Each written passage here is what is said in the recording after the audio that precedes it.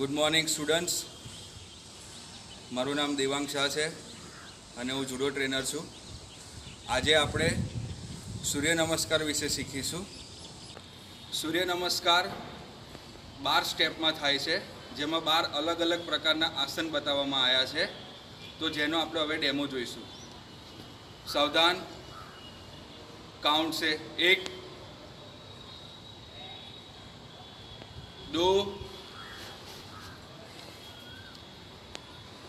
3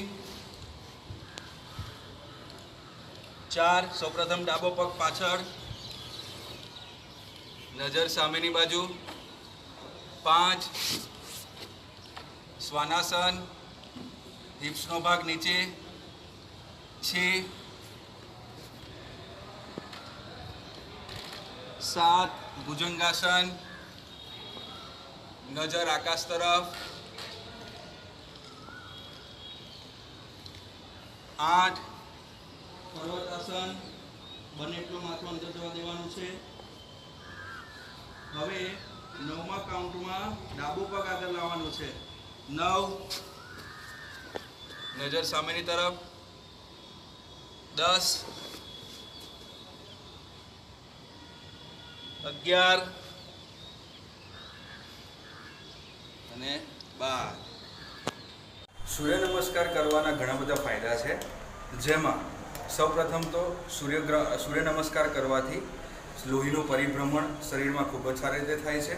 મનની એકાગ્રતા વધે છે, તણાવ દૂર થાય છે, લચીલાપણું આવે છે શરીરમાં, વજન ઘટે છે, પાચન ક્રિયા ખૂબ જ સરસ રીતે થાય છે અને આપણા શરીરના હાડકાં ખૂબ જ મજબૂત કરે છે.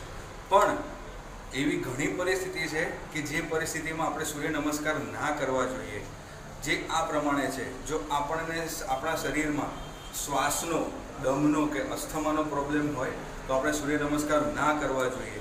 આપણા શરીરમાં જો આપણને ઘૂંટણ, કમર દર્દ અથવા તો મણકાનો પ્રોબ્લેમ હોય તો આપણે સૂર્ય નમસ્કાર ના કરવા જોઈએ. અને ખાસ કરીને લેડીઝ એટલે કે છોકરીઓ જો પીરિયડ્સમાં હોય તો તેમને સૂર્ય નમસ્કાર ના કરવા જોઈએ. તો બાળકો, આશા છે કે તમે પણ રોજ ઘરે સૂર્ય નમસ્કાર કરશો અને સૂર્ય નમસ્કારના રોજ 5 આવર્તન તો દરેકે કરવા જ જોઈએ. તો આપણે પણ રોજ 5 આવર્તન કરશો એવી આશા છે. Thank you.